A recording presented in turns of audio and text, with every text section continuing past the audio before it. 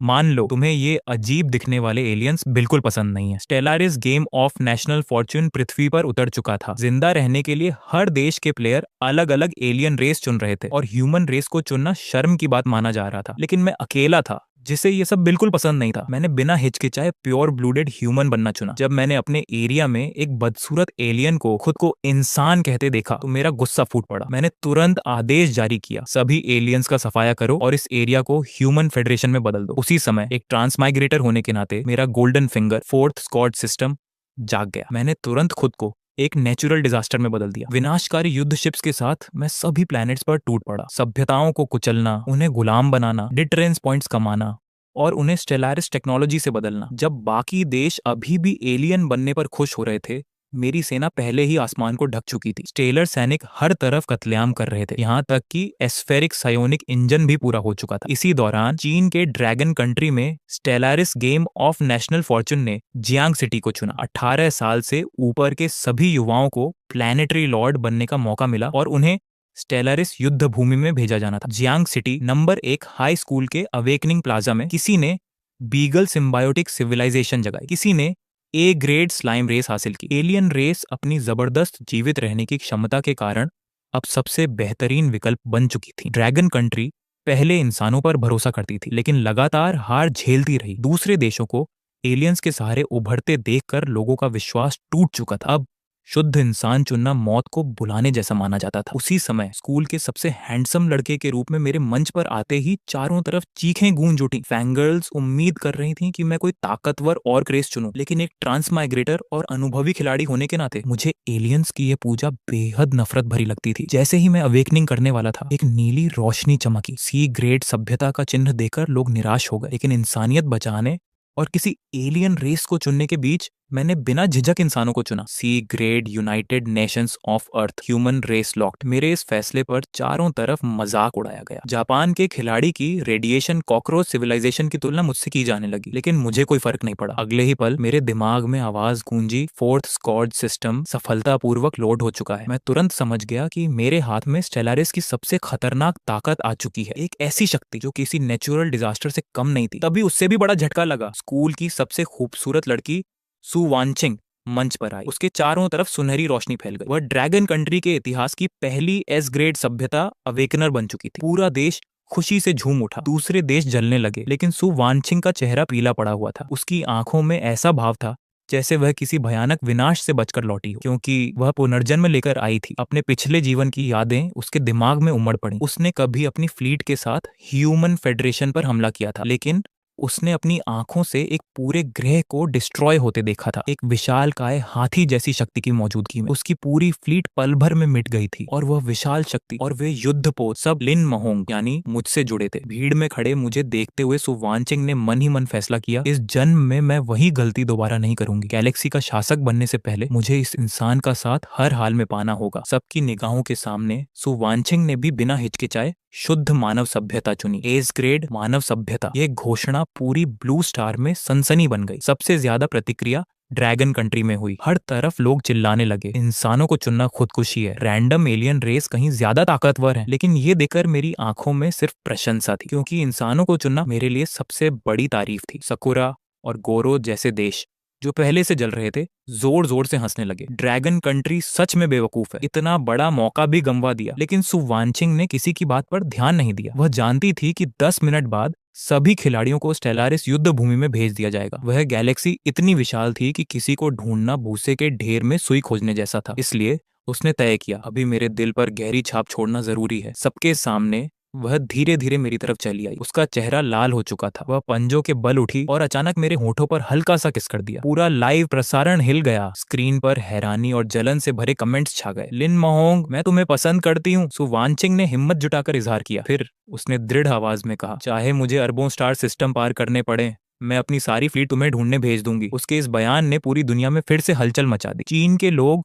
उसे पागल प्रेमिका कहकर गालियां देने लगे। दूसरे देश मजाक उड़ाने लगे कि चीन इस बार जरूर हार जाएगा। तभी आसमान से 2 सफेद रोशनियां नीचे उतरी। टेलीपोर्टेशन शुरू होने में अब सिर्फ कुछ सेकंड बचे थे। तुम्हें मेरा इंतजार करना होगा, मैं अपने हर युद्धपोत पर तुम्हारा नाम लिखूंगी। सु वानचिंग मुझे गहराई से देख रही थी। उसकी आंखों में डर साफ झलक रहा था। उसे डर था कि पिछले जन्म की वही त्रासदी दोबारा न दोहराई जाए। मैंने शांत स्वर में जवाब दिया, ठीक है। सफेद रोशनी धीरे धीरे और तेज होती गई। अगले ही पल हम दोनों की आकृतियां अवेकनिंग प्लाजा से गायब हो गईं और पृथ्वी पर चल रही बहसें तारों के बीच होने वाले युद्ध की बस शुरुआत थी। जब सफेद रोशनी खत्म हुई, मैंने आंखें खोली और खुद को एक अजीब तरह से सजाए गए अध्ययन कक्ष में पाया। दीवारों पर एलियंस की तस्वीरें टंगी हुई थीं। बुक शेल्फ डाइवर्सिटी को अपनाओ जैसी प्रो एलियन किताबों से भरी थी। तभी सिस्टम की आवाज गूंजी, यह इंपीरियल फेडरेशन की राजधानी है। स्टेलारिस गेम के नियमों के अनुसार अब तुम इंपीरियल फेडरेशन के नए लीडर हो। इसके बाद और जानकारी सामने आई। ग्रह पृथ्वी, सभ्यता स्तर एयरप्लेन सिविलाइजेशन, जनसंख्या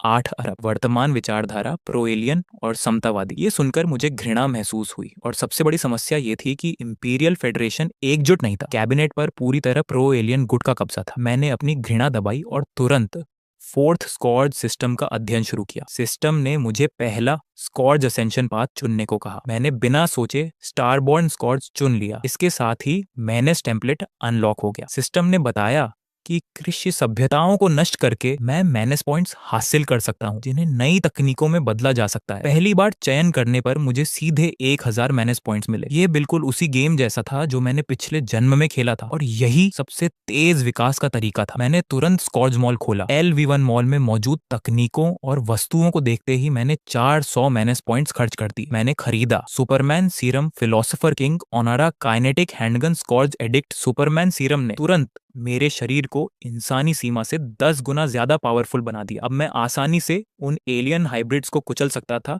जिनकी ताकत सामान्य इंसानों से सिर्फ 3 गुना ज्यादा थी। फिलोसोफर किंग ओनरा ने मेरी आवाज में ऐसा दबाव और प्रभाव भर दिया कि मेरे शब्द लोगों के दिमाग पर असर डालने लगे। अब सब तैयार था। मैं एक पुनर्जन्म लिया हुआ शुद्ध ह्यूमन इस सड़ी हुई दुनिया में प्रवेश कर चुका था। मैंने तुरंत पूरी ह्यूमन फेडरेशन की इमरजेंसी मीटिंग बुला ली और उसे पूरी दुनिया में लाइव प्रसारित करने का आदेश दिया। यह नए लीडर के रूप में मेरा पहला सार्वजनिक भाषण था, लेकिन गोल मेज के चारों तरफ बैठे एलियन अधिकारियों को देखकर मेरे अंदर सिर्फ घृणा थी। उनमें ग्रैंड मार्शल आर्ट्स जो सेना नियंत्रित करता था एक बदसूरत बंदर जैसे एलियन था। मुख्य वैज्ञानिक अधिकारी विल एक पारदर्शी हाइब्रिड एलियन था। विदेश सचिव एलेना हालांकि प्योर ह्यूमन थी, लेकिन प्रो एलियन विचारधारा का सपोर्ट करती थी। सबसे पहले विल ने तिरस्कार भरे स्वर में बात शुरू की। उसने कहा कि वह नई हाइब्रिड नस्लें बनाने में व्यस्त है, इसलिए मुझे जल्दी मुद्दे पर आना चाहिए। उधर दुनिया भर के दर्शक मेरे लाइव स्ट्रीम में जमा होने लगे। हर कोई मेरा मजाक उड़ा रहा था। तभी ग्रैंड मार्शल आर्ट्स अचानक बोला, क्यों ना नए इंसानों में से तुम्हारे लिए कोई जोड़ीदार चुन लिया जाए। मैंने ठंडी आवाज में कहा, चुप रहो, मैंने अभी मीटिंग शुरू करने की घोषणा भी नहीं की। क्या मैंने तुम्हें बोलने की अनुमति दी? आर्ट्स सन्न रह गया। उसका चेहरा गुस्से से भर उठा। क्या तुम मुझसे ऐसे बात कर रहे हो? लेकिन मैंने उसकी तरफ देखा तक नहीं। मैंने कैमरे की तरफ मुड़कर पूछा, इंसान क्या होता है? विल ने उपहास से भरे चेहरे के साथ जवाब दिया, यहाँ मौजूद हर कोई इंसान है। मैं अचानक हंस पड़ा। फिर मैंने जोर से डांटते हुए कहा, तुम इंसान नहीं हो, तुम सिर्फ बेहद बदसूरत और बेहद घिनौने एलियन हो। एलेना ने तुरंत अर्थ फेडरेशन का संविधान निकाल लिया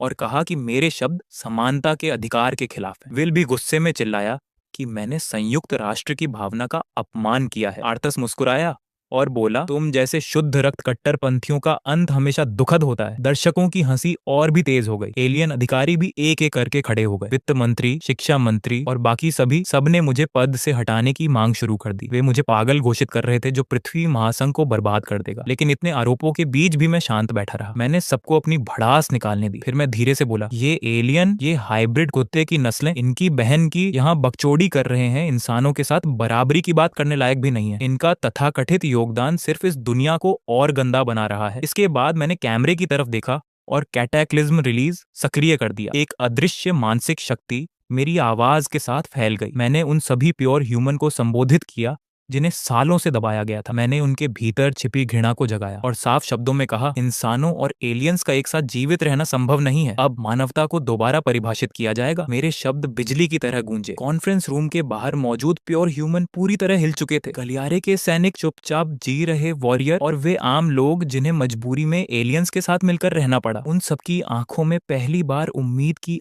आग जल उठी। उनके दिलों में सालों से कैद भावनाओं को आखिरकार बाहर निकलने का रास्ता मिल गया। ब्लू ब्लू स्टार पर भी ड्रैगन नेशन के कुछ ऐसे लोग थे जिनकी सोच पूरी तरह विकृत नहीं हुई थी। वे पहली बार खुलकर मेरे समर्थन में बोलने लगे, लेकिन आर्थस ने मेरे भाषण को बकवास बताते हुए ठहाका लगाया। तुम्हारे पास न सेना है न सत्ता, तुम बस अर्थ फेडरेशन के एक जोकर हो, और वो प्योर ह्यूमन, उन्हें तो बहुत पहले ही पालतू बना दिया गया है। वह धीरे धीरे मेरी तरफ बढ़ा और ऊपर से घूरते हुए बोला, इम्पीचमेंट में सहयोग करो वरना तुम्हारा भी वही हाल होगा जो बाकी कट्टरपंथियों का हुआ था। लेकिन मेरे होंठों पर हल्की मुस्कान उभर आई। मैंने शांत स्वर में कहा, जानते हो मैं सबसे अच्छा क्या करता हूँ? कट्टरपंथियों का सफाया। बात खत्म होने से पहले ही मैंने अपने सीने के पास हाथ डाला और एक काइनेटिक पिस्टल बाहर निकाली। बिना एक पल गंवाए मैंने निशाना साधा। धड़ाम! हाई वेलोसिटी गोली ने आर्थस का सिर चीर दिया। अर्थ फेडरेशन की पूरी सेना को नियंत्रित करने वाला ग्रैंड मार्शल उसी जगह ढेर हो गया। उसका विशाल शरीर जमीन पर गिरा तो पूरा कॉन्फ्रेंस रूम कांप उठा। पूरा कमरा खामोश हो गया। एलियन अधिकारी डर से कांपने लगे। विल को होश आया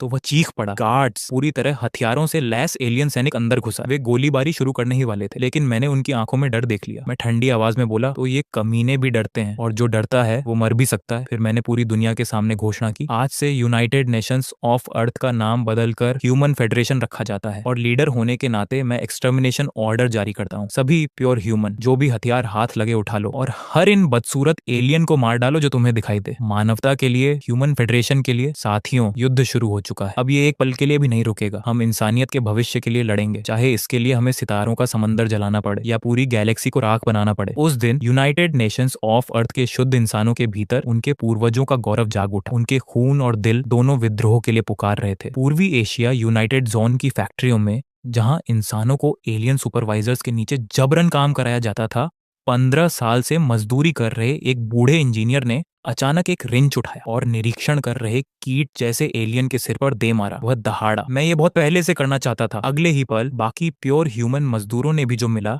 वही हथियार बना लिया। हर तरफ विद्रोह भड़क उठा। उधर नॉर्थ अमेरिका यूनाइटेड जोन की बैरकों में हाशिए पर पड़े शुद्ध इंसान सैनिकों ने भी अपनी बंदूकें एलियन अफसरों की तरफ घुमा दी। धड़ धड़ धड़, चारों तरफ गोलियों की आवाज गूंज उठी। हर गर्जना बदले की आग से भरी थी। पूरी पृथ्वी अचानक विद्रोह की लपटों में घिर गई। ब्लू स्टार के बाकी देशों के लाइव स्ट्रीम में लोग मेरा मजाक उड़ा रहे थे। ये सिर्फ दंगे भड़काना जानता है। कुर्सी पर बैठा रणनीतिकार। शुद्ध इंसान एलियंस का मुकाबला नहीं कर सकते। कुछ लोग हंसते हुए कह रहे थे कि मैं जल्द ही कॉन्फ्रेंस रूम में मारा जाऊंगा। लेकिन ड्रैगन कंट्री के लाइव स्ट्रीम का माहौल पूरी तरह बदल चुका था। नेटिजन्स लगातार मुझे बधाइयां दे रहे थे। कम से कम किसी ने सच बोलने की हिम्मत तो की, किसी ने खड़े होकर मुकाबला तो किया। जो लोग पहले मेरा मजाक उड़ा रहे थे वे भी चुप हो गए, क्योंकि अंदर से वे भी एलियंस से नफरत करते थे। बस हकीकत ने उनके हौसले कुचल दिए थे, और मैंने वही किया था जो वे कभी करने की हिम्मत नहीं जुटा पाए। कॉन्फ्रेंस रूम के अंदर मुख्य वैज्ञानिक अधिकारी विल चीख रहा था। बाकी संक्रमित सैनिकों ने मुझ पर हमला कर दिया। हाइब्रिड बनने के बाद उनकी ताकत सामान्य इंसानों से दोगुनी थी। ऊपर से कई उच्च अधिकारी भी उनकी मदद कर रहे थे। उन्हें यकीन था कि मैं अचानक हमले में मारा जाऊंगा, लेकिन मेरा शरीर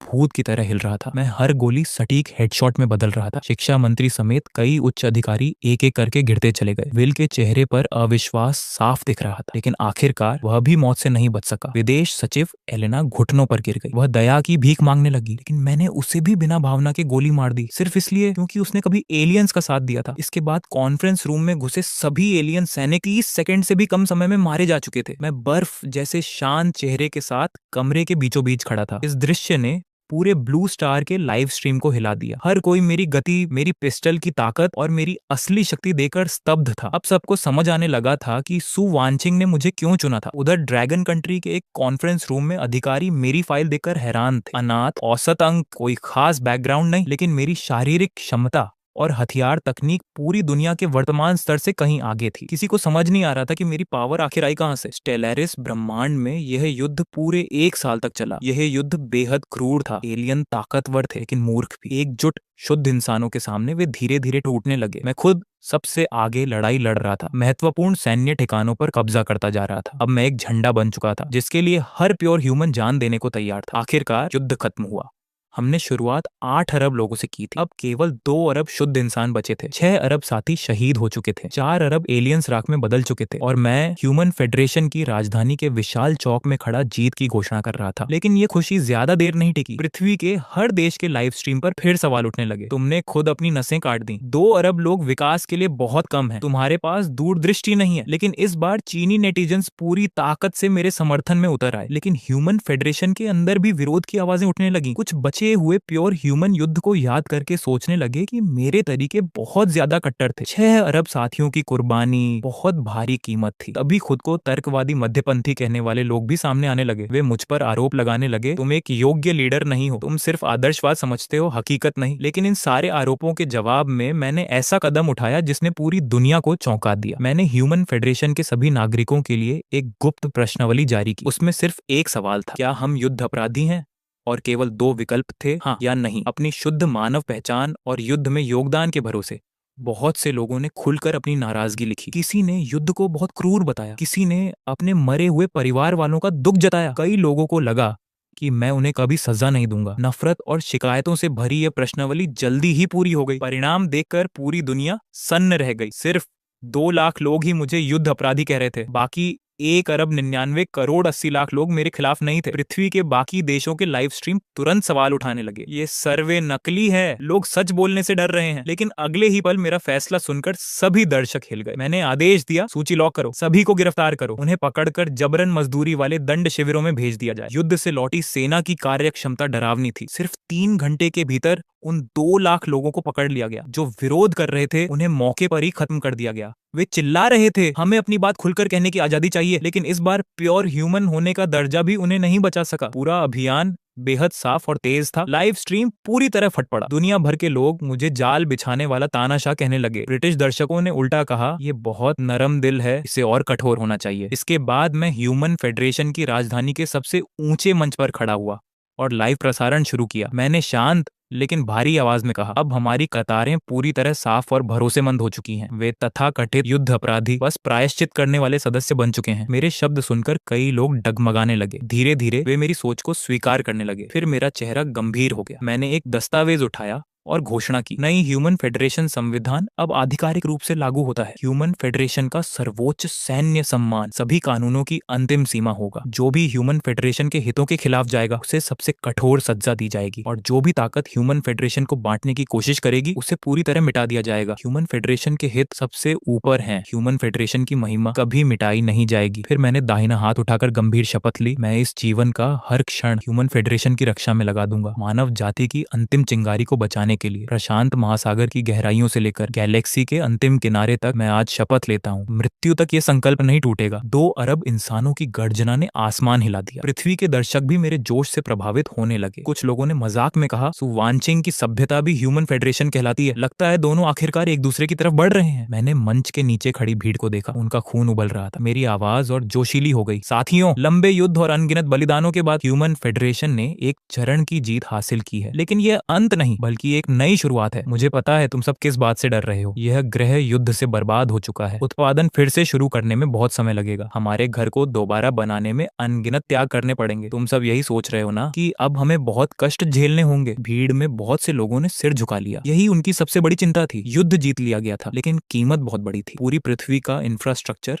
लगभग खत्म हो चुका था। फैक्ट्रियां, खेत, शहर सब खंडहर बन चुके थे। अब सिर्फ 2 अरब इंसानों को इन्हीं खंडहरों पर नई सभ्यता बनानी थी। लेकिन तभी मैंने ऐसी बात कही जिसने सबको स्तब्ध कर दिया। जो खंडहर तुम्हारे सामने हैं उन्हें मत देखो, अपने सिर उठाओ और हमारे ऊपर फैले तारों भरे आसमान को देखो। पृथ्वी के बाहर पूरी गैलेक्सी हमारा इंतजार कर रही है। अनगिनत ग्रह, अनगिनत संसाधन, अनगिनत संभावनाएं। आज वे दूर लगते हैं, लेकिन मैं वादा करता हूँ सिर्फ 1 साल के भीतर हम अपनी ग्रह धरती से बाहर निकल जाएंगे। मेरे शब्दों ने फिर से पूरे ब्लू स्टार के लाइव स्ट्रीम को हिला दिया। दुनिया भर के लोग मेरा मजाक उड़ाने लगे। एक सीटियर सभ्यता 1 साल में अंतरिक्ष यात्रा करेगी, नामुमकिन। यहाँ तक कि ड्रैगन कंट्री के लोग भी यकीन नहीं कर पा रहे थे। लेकिन मुझे पता था हमें पृथ्वी को पूरी तरह दोबारा बनाने की जरूरत ही नहीं थी, क्योंकि पूरी गैलेक्सी सबसे बड़ा संसाधन भंडार थी। 1 साल बाद हम क्षुद्र ग्रह बेल्ट से खनन करेंगे, अंतरिक्ष स्टेशन बनाएंगे, तारकीय व्यापार शुरू करेंगे, और आखिर में मैंने दोनों हाथ फैलाकर पूरी मानवता से चिल्लाकर कहा, पृथ्वी सिर्फ शुरुआत है, हमारी मंजिल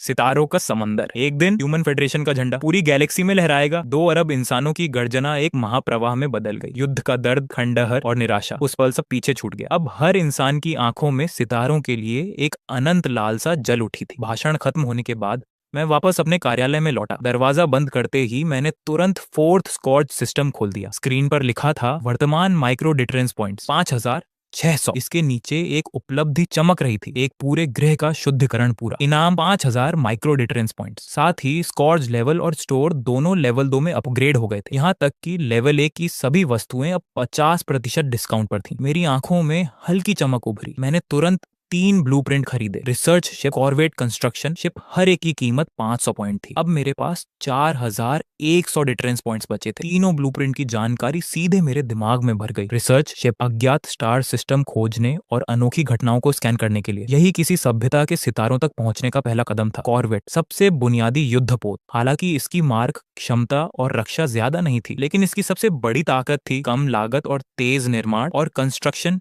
शिप, खनन स्टेशन और रिसर्च स्टेशन बनाने के लिए जरूरी जहाज। यह स्टेलारिस की सबसे मूल 3 चीजों की शुरुआत थी। अगर हमारी सभ्यता सिर्फ सी लेवल न होती तो ये सब शुरुआत से ही उपलब्ध होते। जैसे सु वानछिंग की एस लेवल सभ्यता, बहुत संभव था कि उसके पास शुरुआत से ही स्टारबेस और बाकी सुविधाएं हों। जहां तक जीन टेम्पलेट का सवाल था, मैंने फिलहाल उसे नहीं खरीदा, क्योंकि वर्तमान ह्यूमन फेडरेशन पूरी तरह खंडहर बन चुका था। पूरे राष्ट्र के जेनेटिक मॉडिफिकेशन के लिए अब भी हालात नहीं थे। फिर मेरी नजर नए रिफ्रेश हुए प्रोडक्ट्स पर गई। Blue jeer emitter blueprint, 500 points. ये रेड जेयर कैनन से कहीं ज्यादा शक्तिशाली हथियार था। इससे निकलने वाली इलेक्ट्रोमैग्नेटिक रेडिएशन जैविक जीवों को नीली या बैंगनी रोशनी की तरह दिखाई देती थी। मेरे होंठों पर हल्की मुस्कान उभर आई। लगभग हर स्टेलरिस खिलाड़ी शुरुआत में रेड लेजर कैनन इस्तेमाल करता था, और शुरुआती तकनीकी स्तर इतना कमजोर होता था कि ब्लू जेयर कैनन तक पहुंचने में 10 साल से भी ज्यादा लग जाते। लेकिन अब मैं सीधे रेड जेयर स्टेज को पार कर सकता था। इसके बाद मैंने 2 और अपग्रेड खरीदे। Research speed plus 20% ship build speed plus 20%, दोनों की कीमत 1000 से 1000 पॉइंट्स थी। ये दोनों सबसे जरूरी चीजें थी। रिसर्च स्पीड 20% बढ़ने का मतलब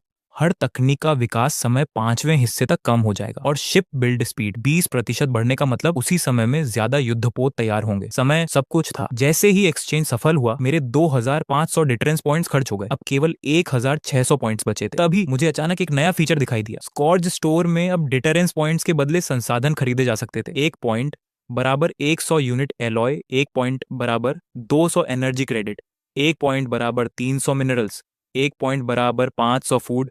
और सबसे महत्वपूर्ण बात, ये संसाधन सभ्यता के भीतर अपने आप एक नेचुरल प्रोसेस के जरिए प्रकट हो जाते थे। मेरी आंखें चमक उठी। ये फीचर बेहद खतरनाक था, क्योंकि स्टेलारिस का असली केंद्र था संसाधन, एलॉय, जहाज और इमारतें बनाने के लिए, यानी युद्ध और विकास की जीवन रेखा। एनर्जी क्रेडिट, पूरी अर्थव्यवस्था की मुद्रा।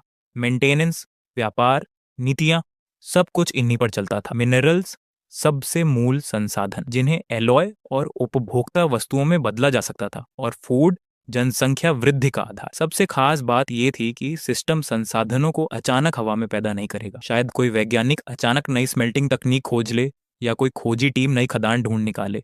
इस तरह सब कुछ स्वाभाविक लगेगा। यहाँ तक कि पूरी दुनिया की लाइव स्ट्रीम भी इसे संदिग्ध नहीं मानेगी। मैंने कुछ देर सोचा और फैसला कर लिया। सबसे पहली प्राथमिकता एलॉय, क्योंकि जहाज बनाने के लिए भारी मात्रा में एलॉय चाहिए था, और एलॉय बनाने के लिए जरूरी थी उन्नत स्मेल्टिंग तकनीक। लेकिन सी लेवल सभ्यता की धातु गलाने की तकनीक बेहद पिछड़ी हुई थी। उसकी कार्यक्षमता दयनीय थी। लेकिन सिस्टम से एलॉय खरीदने पर वह संबंधित धातुकर्म तकनीक भी देगा, और वही सबसे मूल्यवान चीज थी। एक बार उन्नत स्मेल्टिंग तकनीक मिल जाए तो आगे एलॉय उत्पादन कई गुना तेज हो जाएगा। धीरे धीरे रात गहरी हो गई। अधिकांश दर्शक लाइव स्ट्रीम छोड़कर सो चुके थे। आखिर कोई 24 घंटे लगातार लाइव स्ट्रीम नहीं देख सकता था। नेशनल डेस्टिनी गेम की लाइव स्ट्रीम हर पल प्रसारित नहीं होती थी। सिस्टम केवल महत्वपूर्ण घटनाएं दिखाता था। खाना पीना, बाथरूम जाना, दैनिक छोटी मोटी बातें, ये सब अपने आप छिपा दिए जाते थे। यहाँ तक कि निजी और गोपनीय जानकारी भी लाइव स्ट्रीम सिस्टम अपने आप ब्लॉक कर देता था। स्टेलारिस में एक दिन असल दुनिया के 1 साल के बराबर था। अगली सुबह एक नेटिजन जिसने पूरी रात लाइव स्ट्रीम देखी थी, अचानक बिस्तर से उछल पड़ा। हे भगवान, जल्दी देखो, लिन महोंग की लाइव स्ट्रीम। उसने सिर्फ 1 साल में साइंस शिप बना ली। ये खबर पूरे इंटरनेट पर विस्फोट की तरह फैल गई। और ठीक उसी समय जब पूरी मानवता पहली स्टारशिप की उड़ान पर जश्न मना रही थी, मैंने अचानक घोषणा कर दी कि इस पहली उड़ान में मैं स्वयं जहाज पर सवार रहूंगा। जैसे ही मेरे ये शब्द बाहर आए, पूरा स्थान एकदम शांत हो गया। मुख्य वैज्ञानिक और सभी उच्च अधिकारी तुरंत मुझे रोकने लगे। उनका कहना था कि साइंस शिप की वास्तविक अंतरिक्ष यात्रा में अनगिनत अज्ञात खतरे छिपे हो सकते हैं और एक लीडर होने के नाते मुझे किसी भी प्रकार का जोखिम नहीं लेना चाहिए। लेकिन मैंने बिना हिचक साफ शब्दों में मना कर दिया। मैंने दृढ़ स्वर में कहा, अगर मैं नेता हूँ तो मुझे सबसे आगे खड़ा होना होगा। मुझे खुद उदाहरण बनना होगा ताकि मानवता विश्वास कर सके कि इंसान अपने ग्रह से बाहर निकल सकते हैं। कमांड सेंटर में काउंटडाउन खत्म हुआ। अगले ही पल पायनियर के इंजन चमकदार नीली रोशनी के साथ फट पड़े और उसी क्षण फोर्थ स्कॉर्ज ने आधिकारिक तौर पर स्टेलारिस की दुनिया में अपना पहला कदम रख दिया। पायनियर एक चांदी की चमकती लकीर बन गया। वह आसमान को चीरता हुआ ऊपर उठा, वायुमंडल को पार किया और फिर अंतरिक्ष में प्रवेश कर गया। मैं पोर्थोल के सामने खड़ा विशाल तारों भरे आकाश को देख रहा था। पीछे पृथ्वी का गहरा नीला रंग अब भी शांत दिखाई दे रहा था, जबकि सामने केवल अंतहीन अंधकार और अनगिनत सितारे थे। अपने पिछले जीवन में मैं केवल स्क्रीन के पीछे बैठकर आकाश गंगा को निहारा करता था, लेकिन अब यह सब सच था। यही असली शुरुआत थी। मेरा दिल उत्साह से भर उठा। तभी जहाज की प्रणाली की आवाज गूंजी। सभी लीडर सिस्टम सामान्य हैं। पायनियर की पहली उड़ान पूर्ण रूप से सफल रही। कम्युनिकेटर के अंदर ग्राउंड कंट्रोल की उत्साहित आवाज सुनाई दी। उत्साह के कारण उनकी आवाज तक कांप रही थी। मैंने शांत स्वर में जवाब दिया और पूरी दुनिया के सामने घोषणा की, ह्यूमन फेडरेशन अब आधिकारिक रूप से एक नए युग में प्रवेश कर चुका है। उस पल पूरी पृथ्वी मानो उबल पड़ी। लोगों की जयकारें इतनी जोरदार थीं मानो अंतरिक्ष तक गूंज रही हों। हर देश की लाइव स्ट्रीम फट पड़ी। नेटिजन्स पूरी तरह स्तब्ध थे। सिर्फ 6 महीनों में मैंने मानवता को एक साधारण सी ग्रेड सभ्यता से उठाकर अंतरिक्ष यात्रा करने योग्य बना दिया था, जबकि बाकी देश अब भी जमीन पर संघर्ष कर रहे थे। और लोग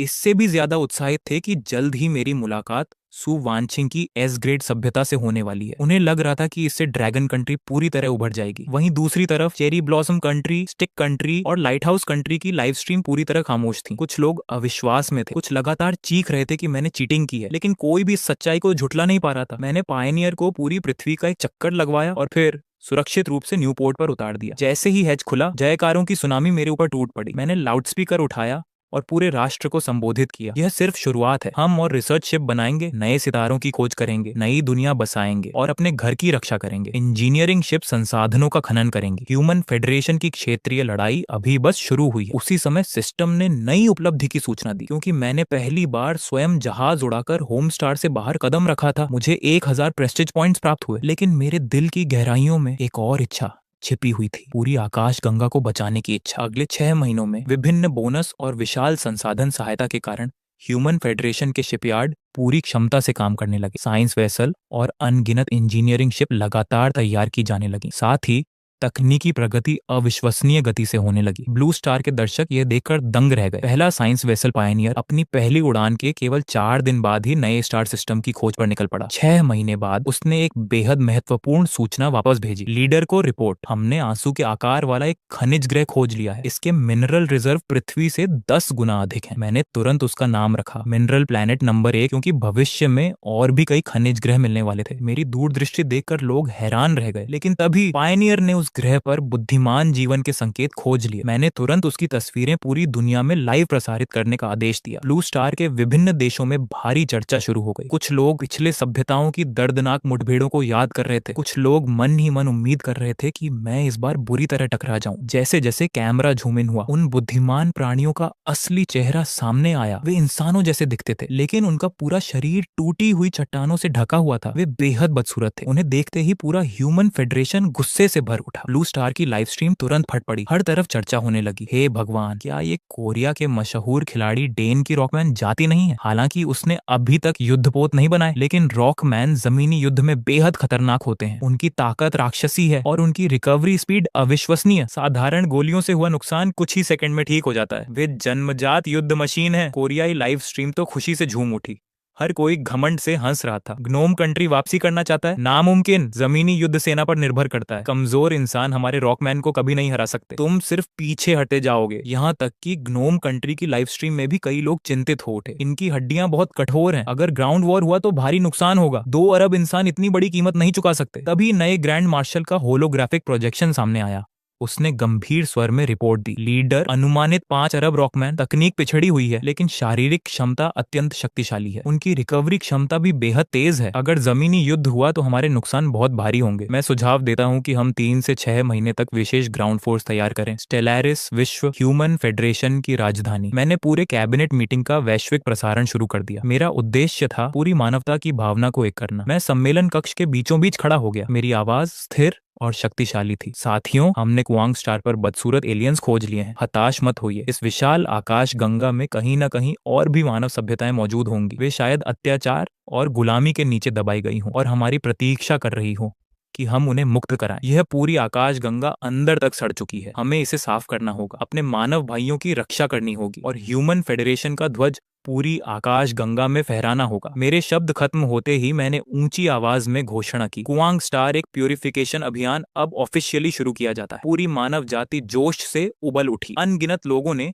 युद्ध में शामिल होने के लिए स्वेच्छा से नाम लिखवाया। कैबिनेट के सदस्य भी एक दूसरे का समर्थन करने लगे, लेकिन मैंने हाथ उठाकर सबको शांत कर दिया। मेरी आवाज गंभीर और दृढ़ थी। इस बार सिर्फ कैजुअलिटीज कम करना काफी नहीं होगा। मुझे 0 कैजुअलिटीज चाहिए। एक भी इंसान नहीं मरना चाहिए। पूरा कॉन्फ्रेंस रूम तुरंत शांत हो गया। ग्रैंड मार्शल हल्की कड़वी मुस्कान के साथ बोला, लीडर, यह लगभग असंभव है। कुआंग स्टार पर कब्जा करने के लिए जमीनी सेना भेजनी ही पड़ेगी और युद्ध का मतलब हमेशा खून खराबा होता है। बाकी सदस्य भी मुझे समझाने लगे। उनके अनुसार मेरी डिमांड असंभव थी। ब्लू स्टार की लाइव स्ट्रीम में भी हलचल मच गई। कोरिया के दर्शक मेरा मजाक उड़ाते हुए कह रहे थे कि मैं सपने देख रहा हूँ। कृषि राष्ट्रों के लोग भी मानते थे कि बिना किसी कैजुअलिटीज के युद्ध जीतना असंभव है। जब हर कोई मुझ पर सवाल उठा रहा था तब मैंने धीरे से कहा, किसने कहा कि मैं जमीनी सेना भेजने वाला हूँ? ये सुनते ही सब लोग चौंक गए। ग्रैंड मार्शल ने तुरंत हैरानी से पूछा, जब उसे पता चला कि मैं केवल कॉर्वेट वॉरशिप्स का इस्तेमाल करने वाला हूं तो वह तुरंत मुझे रोकने लगा। उसने सीधे कहा, कॉर्वेट्स की फायर पावर भले ही मजबूत हो लेकिन 5 बिलियन रॉकमैन को खत्म करने में भारी एनर्जी खर्च होगी। लॉजिस्टिक्स प्रेशर भी बहुत बढ़ जाएगा। ऊपर से रॉकमैन में रीजनरेशन एबिलिटी है। स्पेस से बमबारी करना बेहद अप्रभावी साबित होगा। उसी समय ब्लू स्टार की कोरियन लाइव स्ट्रीम हंसी से भर गई। दर्शक मेरा मजाक उड़ाने लगे। वे कह रहे थे, कॉर्वेट की बमबारी रॉकमैन की रीजनरेशन एबिलिटी के सामने बेकार है। कुछ लोग तो यह तक कहने लगे कि मेरी सेना ऊर्जा खत्म होने के बाद भाग भी नहीं पाएगी। उनके अनुसार रॉकमैन की जमीनी सेना अजेय थी। स्टेलारिस वर्ल्ड के कॉन्फ्रेंस रूम में मैंने ग्रैंड मार्शल की बात बीच में ही काट दी। हमें सभी 5 अरब रॉकमैन को मारने की जरूरत नहीं है। हमें सिर्फ इतना करना है कि वे प्रतिरोध करने लायक न बचें। इसके बाद मैंने माइनिंग प्लैनेट 1 का होलोग्राफिक नक्शा खोला। मैंने आदेश दिया, रॉकमैन की सैन्य शक्ति, रिसर्च सेंटर और फायरिंग पोजीशंस पर केंद्रित बमबारी शुरू करो। जरूरत पड़ने पर ऑर्बिटल फोर्ट्रेस बमबारी का इस्तेमाल करो। उनकी सभ्यता की नींव पूरी तरह नष्ट कर दो। मैंने शांत स्वर में कहा, जब रॉकमैन सब कुछ खो देंगे तो वे सिर्फ चलते फिरते पत्थर बनकर रह जाएंगे। इसके बाद मैंने सभी की ओर देखा और कहा, कार्रवाई शुरू करने से पहले हमें अपने टारगेट का असली नेचर समझनी होगी। बताइए, रॉकमैन आखिर हैं क्या? ग्रैंड मार्शल ने जवाब दिया, रॉकमैन। मैंने तुरंत उसे सुधारते हुए कहा, वे लोग कहलाने के लायक भी नहीं है। वे सिर्फ रीजेनरेशन क्षमता वाले रेयर मिनरल्स हैं, चलती फिरती मिनरल रिफाइनिंग मशीन। 51 रॉकमैन बराबर 51 यूनिट दुर्लभ खनिज, यही उनका असली मूल्य है। मेरी ये बात सुनकर पूरे कैबिनेट को जैसे अचानक सब समझ आ गया। ग्रैंड मार्शल की आंखों में भी मानो ज्ञान की चमक दौड़ गई। लाइव स्ट्रीम में चीनी दर्शक पूरी तरह उफान पर थे। वे मेरी रणनीति को डायमेंशनल स्ट्राइक कहकर तारीफ कर रहे थे। दूसरी तरफ कोरियन दर्शक स्तब्ध रह गए। फिर वे मुझे युद्ध अपराधी और अमानवीय कहकर घूरने लगे, लेकिन चीनी दर्शकों ने तुरंत जवाब दिया, खनन में मानवता नहीं देखी जाती। कोरिया की धमकियों का मजाक उड़ाया जाने लगा। जल्द ही माइनिंग स्टार 1 पर ऑपरेशन शुरू हो गया। पायनियर जहाज के नेतृत्व में 3 इंटरसेप्टर क्लास फ्रिगेट्स और एक इंजीनियरिंग शिप रवाना हुई। 3 महीने बाद इंजीनियरिंग शिप रेयर मिनरल्स की पहली खेप लेकर वापस लौटी। इन मिनरल्स का उपयोग जहाजों के नए आर्मर मटेरियल के रूप में किया जा सकता था। मैं पहले से ही काफी संतुष्ट था। उसी समय सिस्टम नोटिफिकेशन गूंज उठा। डूम्सडे अचीवमेंट पूरा हुआ, प्रेस्टीज में भारी वृद्धि। मैंने तुरंत टियर 3 स्टोर खोला। मेरी नजर तुरंत 5000 प्रेस्टीज वाले स्टार बेस ब्लूप्रिंट पर जाकर टिक गई। यह सुविधा केवल एस टियर सभ्यताओं को उपलब्ध होती है। यह सप्लाई डिपो, शिपयार्ड और रिसर्च सेंटर तीनों का काम कर सकती थी। यही मानव महासंघ को अंतरिक्ष युग में आगे ले जाने वाली नींव बनने वाली थी। मैंने बिना झिझक उसे खरीद लिया। मेरी आंखों में दृढ़ संकल्प चमक रहा था। अब समय आ गया है कि मानव महासंघ का झंडा पूरी आकाश गंगा में गाड़ दिया जाए। स्टार बेस ब्लूप्रिंट खरीदने के बाद मैंने टियर 3 डूम्सडे स्टोर को ध्यान से देखा। उसमें disruptor cannon technology, ion cannon turret, cruiser blueprint और कई उन्नत तकनीकें मौजूद थीं। हर मुख्य तकनीक की कीमत 1000 प्रेस्टीज थी, जबकि स्टार डिस्ट्रॉयर ब्लूप्रिंट की कीमत 5000 प्रेस्टीज पॉइंट्स थी। लेकिन मेरी नजर सीधे डिसरप्टर कैनन टेक्नोलॉजी पर जाकर टिक गई। स्टेलारिस गेम में यह लेट गेम की सबसे खतरनाक हथियार तकनीकों में से एक थी। यह उच्च ऊर्जा किरणें दाग सकती थीं, जो दुश्मन के शील्ड और आर्मर को नजरअंदाज करके सीधे उसके जहाज को चीर डालती थी एक ही बार, और दुश्मन का जहाज विनाश के कगार पर पहुंच जाता। असल में यह शुरुआती दौर का लगभग अजेय हथियार था। इसीलिए मैंने बिना एक पल गंवाए disruptor cannon technology, ion cannon turret का ब्लूप्रिंट और रिसर्च स्पीड में 30% बढ़ोतरी खरीद ली। 3000 प्रेस्टीज पॉइंट खर्च करने के बाद भी मेरे पास 3200 पॉइंट बचे हुए थे। इसके बाद मैंने टीयर 1 स्टोर खोला और 250 पॉइंट देकर एक रेसियल जीन टेम्पलेट खरीदा, जिससे ह्यूमन फेडरेशन के लिए जेनेटिक असेंशन का रास्ता खुल गया। फिलहाल मैंने बाकी आर्मर और शील्ड टेक्नोलॉजी को नजरअंदाज कर दिया, क्योंकि मेरा मानना था कि शुरुआती गेम में सबसे अच्छा बचाव हमला होता है। साथ ही सेना को रिजर्व में रखना भी जरूरी था, ताकि किसी भी आपात स्थिति से निपटा जा सके। एक्सचेंज पूरा होते ही पूरा ह्यूमन फेडरेशन निर्माण के कार्य में डूब गया। पहले होमिंग बीकन बेस का निर्माण शुरू हुआ और नई सीमाओं को मजबूत करने के लिए आयन कैनन की तैनाती को प्राथमिकता दी गई। Research team research speed bonus का उपयोग करके जटिल डिसइंटीग्रेशन रे टेक्नोलॉजी को पूरी तरह समझने में जुट गई। नई कॉर्वेट डिजाइन में भी एक साथ बदलाव किए जा रहे थे, ताकि उन्हें पूरी तरह डिसइंटीग्रेशन रे से लैस किया जा सके। माइनेक से लगातार मिलने वाले दुर्लभ खनिजों और सिस्टम सपोर्ट की वजह से सभी प्रोजेक्ट तेजी से आगे बढ़ रहे थे। कुछ समय बाद मुख्य वैज्ञानिक लियोंग बिंग ने मुझे रिपोर्ट दी कि रिसर्च टीम ने माइन शिंग वान के पुनर्जीवित करने वाले दुर्लभ खनिजों को युद्धपोतों में इस्तेमाल करके सेल्फ रिपेयरिंग रीजनरेटिव आर्मर विकसित कर लिया है। इससे फ्लीट की लंबे समय तक लड़ने की क्षमता कई गुना बढ़ गई। लेकिन उसी समय वह चिंतित भी था। माइन घटना के बाद बहुत से लोग इंसानों की शारीरिक क्षमता पर सवाल उठा रहे थे। उनका मानना था कि एलियन जातियों के खिलाफ नजदीकी लड़ाई में इंसान टिक नहीं पाएंगे। मैंने तुरंत जेनेटिक असेंशन प्लान की घोषणा कर दी। मेरा प्रस्ताव था कि शुद्ध मानव जीन के आधार पर जेनेटिक लॉ को तोड़ा जाए और मानव विकास हासिल किया जाए। एलियन जीन के साथ हाइब्रिडाइजेशन पूरी तरह अस्वीकार्य था। यह हमारी अंतिम सीमा थी। मैंने लियोंग बिंग की जेनेटिक म्यूटेशन को लेकर सारी चिंताएं भी दूर कर दी। यह सुनते ही लियोंग बिंग ने खुद रिसर्च और डेवलपमेंट की जिम्मेदारी संभालने की पेशकश की। यह पूरी बातचीत लाइव प्रसारित की गई, जिससे दुनिया भर में जबरदस्त बहस छिड़ गई। सकूरा और लाइट हाउस देशों सहित कई राष्ट्र हमारा मजाक उड़ाने लगे। उनका कहना था कि शुद्ध मानव जीन बेकार हैं, एलियन जीन के बिना विकास असंभव है और मैं निश्चित रूप से असफल हो जाऊंगा। ह्यूमन फेडरेशन की राजधानी में लियोंग बिंग घबराहट के साथ मेरे ऑफिस के दरवाजे पर आया। उसने सीधे कहा कि वह मेरे जीन निकालना चाहता है, ताकि मानव जेनेटिक लॉक तोड़ने पर रिसर्च की जा सके। उसने बहुत पहले ही नोटिस कर लिया था कि 1 साल पहले युद्ध में मैंने जो शक्ति दिखाई थी, वह सामान्य इंसानों से कहीं ज्यादा थी। मेरी बात सुनकर वह चौंक गया, जब मैंने साफ साफ स्वीकार किया कि मैं पहले ही अपनी प्रवृत्ति के बल पर जेनेटिक लॉक तोड़ चुका हूं। हालांकि वह अनुभव दोहराया नहीं जा सकता। फिर भी मैंने उसे रिसर्च के लिए अपने जीन निकालने की अनुमति दे दी, क्योंकि मैं खुद भी अपनी सीमाओं को पार करना चाहता था। इसके बाद लियोंग बिंग ने रिसर्च टीम के साथ मिलकर मेरे जीन सैंपल का गहराई से विश्लेषण शुरू किया। उन्हें उसमें एक खास मार्कर मिला, मानो किसी बंद दरवाजे की चाबी। उसी आधार पर उन्होंने पहली पीढ़ी का जीन एनहांसमेंट पोषण विकसित कर लिया। अब एलियन जीन मिलाने की कोई जरूरत नहीं थी, केवल इंसानों की छिपी हुई क्षमता को जागृत करना ही काफी था। दसियों हजार छोटे परीक्षणों के बाद नतीजे सामने आए। पोषण लेने वाले स्वयंसेवकों की शारीरिक क्षमता सामान्यतः 5 से 8 गुना तक बढ़ गई, जबकि कुछ बेहद शक्तिशाली लोग 10 गुना तक मजबूत हो गए। सबसे महत्वपूर्ण बात, इसका कोई साइड इफेक्ट नहीं था। मैंने तुरंत फैसला किया कि इसे पूरी दुनिया में लाइव प्रसारित किया जाएगा। लियोंग बिंग और मैं खुद सबसे पहले यह पोषण लेकर उदाहरण पेश करेंगे। आखिरकार जीन क्लिनिक पूरी दुनिया में शुरू कर दिए गए। लाइव प्रसारण वाले दिन ह्यूमन फेडरेशन के केंद्रीय चौक में लाखों लोग जमा थे। सभी नेशनल फॉर्च्यून गेम खिलाड़ी और दुनिया भर के दर्शक एक साथ ये दृश्य देख रहे थे। मैं मंच पर खड़ा हुआ और गंभीर आवाज में घोषणा की, मानवता अपने विकास को स्वयं नियंत्रित करेगी। हमें अपने शरीर में जरा भी जीन प्रदूषण की आवश्यकता नहीं है। इसके बाद मैंने सबसे पहले पोषण की विशेष डोज खुद को इंजेक्ट की। कुछ ही सेकंड बाद मैंने अपनी आंखें खोली। मेरे पूरे शरीर में विस्फोटक शक्ति उमड़ रही थी। मेरी ताकत 20 गुना से भी अधिक बढ़ चुकी थी। तुरंत बाद लियोंग बिंग ने भी पोषण इंजेक्ट किया। उसकी प्रतिक्रिया मेरी तरह उग्र नहीं थी, लेकिन उसकी क्षमता भी तेजी से बढ़ रही थी। लाइव चैट में सकूरा जैसे देशों के दर्शक अब भी अपनी इज्जत बचाने की कोशिश कर रहे थे। उन्हें डर था कि वर्षों तक एलियन जीन पर निर्भर रहने का उनका फैसला मजाक बन जाएगा। उनके संदेहों का सामना करते हुए मैंने मुस्कुराकर घोषणा की, सच्चाई साबित करने का समय आ गया है। रिसर्च टीम में अलग अलग विकास मार्ग मौजूद थे। कुछ लोग मेक डेवलपमेंट रूट का समर्थन करते थे। अगले मुकाबले में लियोंग बिंग नंगे हाथों से लड़ाई करेगा, जबकि रिसर्च विभाग के डिप्टी डायरेक्टर नॉर्मा नवीनतम मेक को नियंत्रित करेंगे। एरिना स्टेज पर यह मुकाबला साबित करेगा कि असली शक्ति इंसानी जीन के भीतर छिपी है। जैसे ही घोषणा खत्म हुई, पूरा एरिना तालियों और नारों से गूंज उठा। यह लड़ाई मानवता की असली ताकत दुनिया के सामने रखने वाली थी। लेकिन ब्लू स्टार के कई देशों में फिर से सवाल उठने लगे। एक सुपर सोल्जर को नंगे हाथों मेक से लड़वाना, क्या यह मजाक है? यह सब सिर्फ दिखावा है। अगर इंसान जीत भी गया तो इसका मतलब सिर्फ इतना होगा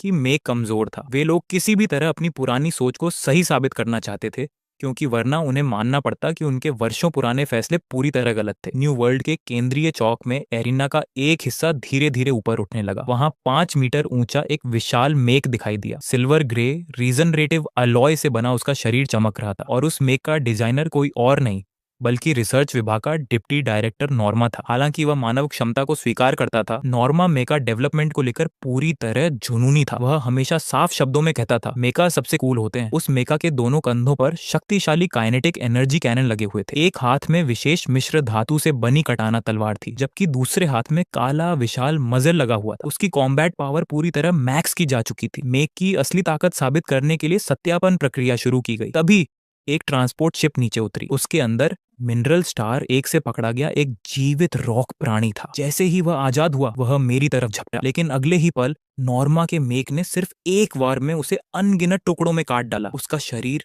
पूरी तरह चकनाचूर हो गया, यहाँ तक कि उसकी तेज रिजनरेशन एबिलिटी भी उसे दोबारा जोड़ नहीं सकी। यह दृश्य देखते ही ह्यूमन फेडरेशन के दर्शक खुशी से चीख उठे। ब्लू स्टार के ड्रैगन कंट्री के दर्शक लगातार स्क्रीन पर संदेशों की बौछार करने लगे, जबकि पहले संदेह करने वाले कोरियाई दर्शक पूरी तरह चुप हो चुके थे। सत्यापन पूरा होते ही असली मुकाबला शुरू हुआ। नॉर्मा ने मेक के स्पीकर से आवाज प्रसारित की, निष्पक्षता बनाए रखने के लिए मैं अपनी पूरी ताकत इस्तेमाल करूंगा। यह सुनकर लियोंग बिंग थोड़ा हैरान हुआ, लेकिन उसका आत्मविश्वास बिल्कुल नहीं डगमगाया। अचानक 5 मीटर ऊंचा मेक विस्फोटक गति से उसकी ओर झपटा। उसकी तलवार का स्वीपिंग अटैक एरिना पर गिरा और जमीन में गहरा गड्ढा बन गया। लियोंग बिंग की आंखें सिकुड़ गईं। वह लगातार हमलों से बचता रहा। उसके शरीर में मौजूद एलीट सीरम लगातार असर दिखा रहा था। उसकी सुप्त क्षमता हर सेकंड जागृत हो रही थी। काफी देर तक हमला करने के बाद भी जब नॉर्मा उसे गिरा नहीं पाया, तो उसने हथियार बदल दिए और काइनेटिक गोलियों की बौछार शुरू कर दी। लेकिन लियोंग बिंग ने हर हमले का पहले ही अंदाजा लगा लिया था। वह एक एक वार से बचता गया। अचानक उसने विस्फोटक गति से आगे बढ़कर मेक की टांग पर मुक्का मारा। धड़ाम! विशाल मेक कई मीटर पीछे खिसक गया। उसकी धातु की सतह पर साफ गहरा गड्ढा बन चुका था। यह देखकर नॉर्मा ने दोनों कंधों के काइनेटिक कैनन एक साथ सक्रिय कर दिए। लियोंग बिंग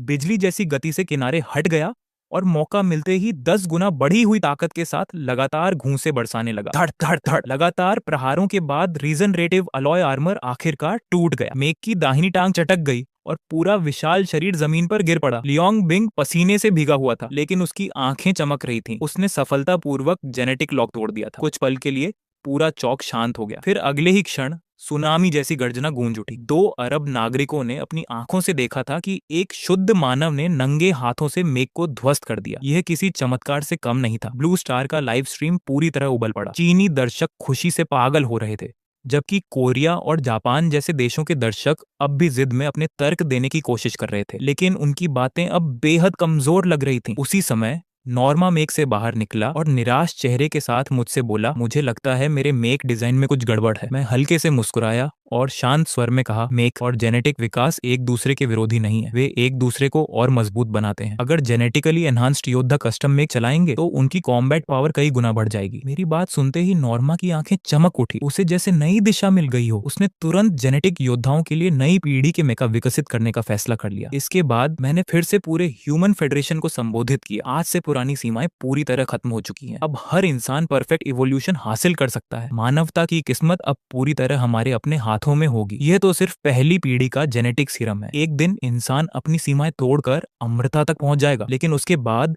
ह्यूमन फेडरेशन का लाइव स्ट्रीम धीरे धीरे शांत पड़ने लगा। अब वहां कोई बड़े युद्ध या रोमांचक दृश्य नहीं थे, केवल लगातार वैज्ञानिक रिसर्च, इंजीनियरिंग और निर्माण के दृश्य दिखाई देते थे। संघर्ष और युद्ध के बिना दर्शकों की रुचि तेजी से घट गई। अरबों ऑनलाइन दर्शकों की संख्या घटकर कुछ मिलियन तक रह गई। ज्यादातर लोग दूसरे खिलाड़ियों के लाइव स्ट्रीम देखने लगे, जहां ज्यादा रोमांचक घटनाएं हो रही थीं। दक्षिण कोरिया और अमेरिका जैसे देशों के दर्शकों ने मौका पाकर मेरा मजाक उड़ाना शुरू कर दिया। उनका कहना था कि मेरा विकास रुक चुका है और मैं खुद अपनी मौत बुला रहा हूं। वे दावा कर रहे थे कि मैं दूसरी पीढ़ी के जेनेटिक सीरम की सीमा पर हमेशा के लिए फंस जाऊंगा। चीनी दर्शकों ने मेरा बचाव करने की कोशिश की, लेकिन एक हफ्ते से कोई बड़ा दृश्य सामने न आने के कारण उनके तर्कों में भी दम नहीं बचा था। धीरे धीरे उन्होंने भी रुचि खोनी शुरू कर दी। उधर दूसरी तरफ स्यूइंग स्टेलर बेस, स्टेलारिस गेम का 10वां दिन और स्टेलारिस दुनिया का 10वां वर्ष। जब लगभग पूरी दुनिया मुझे भूलने लगी थी, तभी अचानक गूगल ए और इंग्लैंड की बदले वाली लाइव स्ट्रीम वायरल हो गई। समुद्री डाकू लीडर इंग्लैंड के पास 100 कॉर्वेट जहाजों का विशाल बेड़ा था। 10 वर्षों तक उसने सिर्फ जहाजों के निर्माण और लूटपाट पर ध्यान दिया था। उसका फ्लीट असली युद्धों में तप कर बेहद खतरनाक बन चुका था। उसने तुरंत आदेश दिया, फुल पावर से अटैक करो, उनकी पिकेट शिप्स को डिस्ट्रॉय करो और सारे रिसोर्सेज और कंस्ट्रक्शन शिप्स को कैप्चर कर लो। शिप स्टार्स लाइव स्ट्रीम में चीनी दर्शक उत्साह से चिल्ला रहे थे, वहीं कोरियाई दर्शक फिर से मजाक उड़ाने लगे। लेकिन तभी सबकी उम्मीदों के विपरीत कुछ हुआ। मानव फ्लीट सीधी लड़ाई नहीं कर रहा था, वे इंजीनियरिंग जहाजों को सुरक्षित पीछे हटने के लिए कवर दे रहे थे। उनकी गति इतनी तेज थी कि सभी दंग रह गए। इंग्लैंड गुस्से से चीख उठा, उनका पीछा करो। 100 समुद्री डाकू जहाज पूरी ताकत से पीछा करने लगे, लेकिन वे कभी भी दूरी कम नहीं कर पाए। मानव बेड़ा सीधे एक स्टार सिस्टम के अंदर घुस गया। ब्रिट को लगा कि उसके दुश्मन मदद बुलाने अपने बेस की ओर भाग रहे हैं, इसीलिए उसने बिना रुके अपनी पूरी फ्लीट के साथ उनका पीछा किया। लेकिन जैसे ही वे उस स्टार सिस्टम के अंदर पहुंचे, उनके सामने ऐसा दृश्य था जिसे वे जिंदगी भर नहीं भूल सकते थे। पूरा स्टार सिस्टम के केंद्र में एक विशाल स्टील जैसा स्टार बेस तैर रहा था और उसके चारों तरफ अनगिनत फ्रिगेट्स की इतनी बड़ी फ्लीट मौजूद थी कि आसमान तक ढका हुआ लग रहा था। घने फॉर्मेशन में खड़े हुए युद्धपोत ब्रिट की कल्पना से भी कहीं ज्यादा थे। ब्रिट के चेहरे का रंग उड़ गया, वह डर के मारे चीख पड़ा। 10,000 शिप्स, उसके सहायक की आवाज लगभग कांपती हुई चीख बन चुकी थी। 10,000 वॉरशिप्स, यह संख्या बिजली की तरह ब्रिट के दिमाग पर गिरी। पूरा का पूरा स्टील का जंगल जैसे अंतरिक्ष में तैर रहा था। हर वॉरशिप के मजल से हल्की नीली चमक निकल रही थी। ब्रिट वहीं जड़ होकर खड़ा रह गया। उसका दिमाग पूरी तरह सुन्न पड़ चुका था। वह रिट्रीट का आदेश देना तक भूल गया। उसकी कांपती आवाज निकली, सिर्फ 10 साल में 10,000 वॉरशिप्स बनाना कैसे संभव है? उसकी पीठ पर मौजूद काले पंख अनजाने में सिकुड़ गए। ये बर्डमैन जाति की एक्सट्रीम फियर रिएक्शन थी। उधर ब्लू स्टार की सारी लाइव स्ट्रीम्स फट चुकी थी। ब्रिटिश लाइव स्ट्रीम सबसे पहले पागलों की तरह उछल पड़ी। Holy shit, 10,000 ships. लिन महंग एक फ्रीकिंग लेजेंड है। ह्यूमन फेडरेशन कमाल है, लेकिन कोरिया जैसी जगहों की स्ट्रीम्स पर सिर्फ सन्नाटा था। दर्शकों के चेहरे पीले पड़ चुके थे। कुछ लोग कांपते हुए खुद को समझाने की कोशिश कर रहे थे। इम्पॉसिबल, 10 साल में एस क्लास सिविलाइजेशन की सु वैनकिंग के पास भी सिर्फ 1,000 शिप्स हैं। ये जरूर फेक होगा, लेकिन स्क्रीन पर मौजूद वह विशाल फ्लीट खुद सबसे बड़ा सबूत थी। उसी पल लाखों व्यूअर्स मेरी लाइव स्ट्रीम में उमड़ पड़े। हर कोई सच जानना चाहता था। तभी कमांड चैनल में ग्रैंड मार्शल की भारी आवाज गूंजी, leaders order, all ships open fire. अगले ही सेकंड 10,000 फ्रिगेट्स ने एक साथ फायरिंग शुरू कर दी। कोई धमाका नहीं हुआ, कोई आग नहीं दिखी। बस एक पल में 100 पायरेट शिप्स और सारे बर्डमैन पायरेट्स अंतरिक्ष की धूल बन गए। वे सीधे स्पेस डस्ट में बदलकर तारों भरे आसमान में गायब हो गए। उसी समय मेरे दिमाग में सिस्टम नोटिफिकेशन गूंजा, ding, congratulations, you have completed the natural disaster achievement. A level interstellar pirate civilisation को अपमानजनक तरीके से नष्ट किया गया। Deterrence plus 10,000, current deterrence 10,000 points. Stellaris world human federation starbase command centre. मैंने हल्का सा सिर हिलाया और आदेश दिया, पूरी ह्यूमन फेडरेशन को सूचित करो। एक्सपीडिशन फेज 1 अब आधिकारिक रूप से शुरू होता है। अगले ही पल 10,000 फ्रिगेट्स ने अपनी फॉर्मेशन बदल ली। पूरा फ्लीट एक एरो फॉर्मेशन के आकार में व्यवस्थित हो गया। सभी वॉरशिप्स के आगे के हिस्से गहरे स्पेस की तरफ इशारा कर रहे थे। स्टार लाइट उनके मेटेलिक बॉडी पर पड़कर चमक रही थी। पूरा दृश्य ऐसा लग रहा था जैसे स्टील का तूफान स्पेस को चीरने निकल पड़ा हो। मेरी आवाज लाइव स्ट्रीम के जरिए ब्लू स्टार और पूरी ह्यूमन फेडरेशन में गूंज उठी। साथियों, आज ह्यूमन फेडरेशन की स्थापना की 10वीं एनिवर्सरी है। 10 साल पहले मैंने वादा किया था कि हमारा लक्ष्य सी ऑफ स्टार्स होगा, और आज हमने वह कर दिखाया। ये 10,000 वॉरशिप्स मानव बुद्धि, साहस और 3 अरब नागरिकों की मेहनत का परिणाम है। ये सिर्फ शुरुआत है। एक दिन हमारी फ्लीट गैलेक्सी के हर कोने तक पहुंचेगी। हर एलियन सिविलाइजेशन के गले पर ह्यूमन फेडरेशन की तलवार लटकेगी। ह्यूमन फेडरेशन सर्वोच्च है। मेरे शब्द खत्म होते ही 3 अरब इंसानों की गर्जना पूरे गैलेक्सी में गूंज उठी। अर्थ के दर्शक पूरी तरह पागल हो चुके थे। 10,000 शिप्स बनाम 100 शिप्स, ये तो सीधा ह्यूमिलिएशन है। बहुत ज्यादा ओवरकिल नहीं हो गया, लेकिन ये फ्रीकिंग ऑसम है। वो कौन सा वेपन था?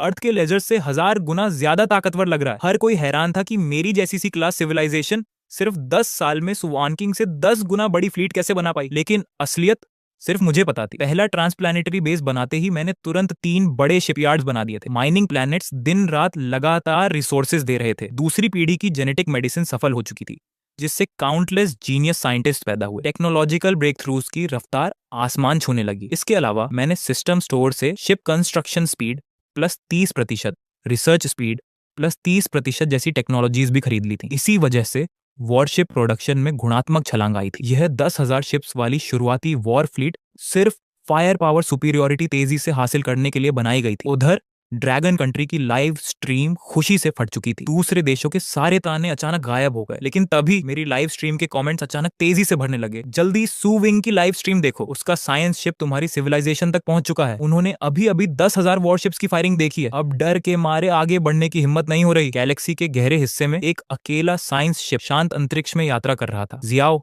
अपनी सीट पर पीछे झुककर अनंत तारों को देख रहा था। 10 साल उसने अकेले इस रिसर्च वेसल को चलाते हुए काउंटलेस कोड सिस्टम्स पार किए थे। 23 साल की उम्र से लेकर 33 साल तक उसने अपनी जवानी का सबसे खूबसूरत समय इसी गैलेक्सी को समर्पित कर दिया। और 10 साल पहले लीडर सु वानकिंग ने उसे एक खास मिशन सौंपा था, एक आदमी को ढूंढने का मिशन। उस आदमी का नाम था लिन माहिंग। सु वानकिंग ने उसे एक जनरल डायरेक्शन और कोऑर्डिनेट्स दिए थे और आदेश दिया था कि पूरे ह्यूमन फेडरेशन की हर रिसर्च शिप पर लिन माहिंग नाम एंग्रेव्ड होना चाहिए। करीब दर्जन भर महिला वैज्ञानिकों को अलग अलग दिशाओं में भेजा गया। जाओ ने बिना किसी हिचकिचाहट के ये मिशन स्वीकार कर लिया, लेकिन 10 साल बीत गए, उसे लक्ष्य की परछाई तक नहीं मिली। अब तो उसने उम्मीद भी छोड़ दी थी। इन 10 सालों में उसने बहुत कुछ झेला था। कई बार वह दुश्मनों के जाल में फंसा, लेकिन उसकी खतरे को भांपने की क्षमता और AI द्वारा पहले से रास्तों का जोखिम पता लगाने की वजह से वह हर बार बाल बाल बच निकला। हर बार मौत से बचने के बाद वह खुद से एक ही सवाल पूछता, क्या इस सब का सच में कोई मतलब है? यह गैलेक्सी इतनी विशाल है, किसी एक इंसान को ढूंढना भूसे के ढेर में सुई खोजने जैसा है। और यह लिन माहिंग, क्या वह सच में अस्तित्व में भी है? तभी AI की आवाज गूंजी, आगे एक नया मार्ग मिला है। जाओ हमेशा की तरह पहले स्टार सिस्टम के किनारे से स्कैन करता था और पूरी सुरक्षा सुनिश्चित होने के बाद ही अंदर जाता था। उसने यह प्रक्रिया अनगिनत बार दोहराई थी, हर बार उम्मीद के साथ और हर बार निराशा के साथ। लेकिन इस बार उसने ऐसा दृश्य देखा जिसे वह जिंदगी भर नहीं भूल सकता था। स्टार सिस्टम के बीचों बीच एक विशाल तारकीय किला तैर रहा था। उसके चारों ओर आसमान को ढक देने वाला युद्धपोतों का समुद्र फैला था। घनी कतारों में अनगिनत फ्रिगेट्स खड़े थे। 100, 500, 1000 गिनना असंभव था। अचानक एक फ्रिगेट से चमकदार नीली किरण निकली और स्टार सिस्टम के दूसरे छोर पर मौजूद 100 से अधिक दुश्मन जहाज पल भर में धूल बन गए। न कोई विस्फोट, न कोई मलबा, मानो वे कभी अस्तित्व में ही नहीं थे। जियाओ डर से कांप उठा। उसे समझ नहीं आ रहा था कि आगे बढ़े या भाग जाए। तभी कम्युनिकेशन चैनल सक्रिय हुआ। सामने मौजूद रिसर्च शिप ध्यान दें, मैं ह्यूमन फेडरेशन के एस्कॉर्ट जहाज का कप्तान बोल रहा है। तुम्हारे जहाज पर लिखे लिन माहिंग नाम का क्या मतलब है? अपनी पहचान और उद्देश्य बताओ। ह्यूमन फेडरेशन, लिन माहिंग। जियाओ कांपते हाथों से संपर्क जोड़ता है और अपने मिशन के बारे में बताता है। कुछ पल की खामोशी के बाद एक गहरी आवाज सुनाई दी, स्वागत है कैप्टन जिया, अब आप सुरक्षित हैं। अपनी रिसर्च शिप को स्टार बेस पर डॉक करें, मैं स्वयं आपसे मिलूंगा। रिसर्च शिप धीरे धीरे स्टार बेस के भीतर प्रवेश करती है। जियाओ को कमांड सेंटर ले जाया गया। मैंने शांत स्वर में कहा, मेरा नाम लिन माहिंग है, मैं ह्यूमन फेडरेशन का लीडर हूँ। ये सुनते ही जियाओ की आंखों से आंसू बहने लगे। आखिरकार उसे वह इंसान मिल गया था जिसे वह 10 सालों से खोज रहा था। उसी पल उसे सु वानकिंग के मिशन का असली अर्थ समझ आया। क्यों हर जहाज पर लिन माहिंग नाम खुदवाया गया था, क्यों सुंदर महिला वैज्ञानिकों को चुना गया था, और क्यों करोड़ों में एक संभावना होने के बावजूद खोज जारी रखी गई थी। उसके सामने खड़े उस आदमी और 10,000 स्पेसशिप के झुंड को देखकर जियाओ समझ गया, यह सब वाकई इसके लायक था। मैंने कहा, आपने बहुत मेहनत की है मिस जियाओ, आपकी दृढ़ता प्रशंसनीय है। जियाओ ने बताया कि उसके साथ भेजे गए बाकी वैज्ञानिक शायद आसपास के स्टार सिस्टम्स में अब भी खोज कर रहे हैं। मैंने सिर हिलाया। हम उन्हें खोजने के लिए स्पेसशिप भेजेंगे और अब से आप हमारे साथ रहेंगी और सीखेंगी। जियाओ बोली, हमारे लीडर ने सिर्फ पहला ग्रुप भेजा था, ऐसे और भी वैज्ञानिक आपको खोजने निकले हैं। फिर वह थोड़ी चिंतित होकर बोली, लेकिन अब हमारा फेडरेशन से संपर्क टूट चुका है। रास्ते में बनाए गए स्पेस स्टेशन में से एक नष्ट हो गया। मैंने शांत स्वर में जवाब दिया, चिंता मत करो, मैं इन सभी समस्याओं का समाधान कर दूंगा। इसके बाद मेरे लगभग 10,000 फ्रिगेट्स ने पूरे ह्यूमन फेडरेशन को संबोधित किया। मैंने घोषणा की, एलियंस ने हमारे अनगिनत मानव साथियों को कुचल डाला। मिस जियाओ को हमारा संदेश पहुंचाने में 10 साल लग गए, लेकिन अब हमारे पास इतना समय नहीं है। मैं घोषणा करता हूं, अब हम अगले 1 साल में इन 10 सालों से भी आगे निकलेंगे। हम तब तक नहीं रुकेंगे जब तक हजारों तारों पर ह्यूमन फेडरेशन का झंडा नहीं लहराता। इसके साथ ही 10,000 जहाजों का ग्रुप 10 भागों में बंट गया। हर स्क्वाड में 1,000 युद्धपोत थे जो अलग अलग दिशाओं में निकल पड़े।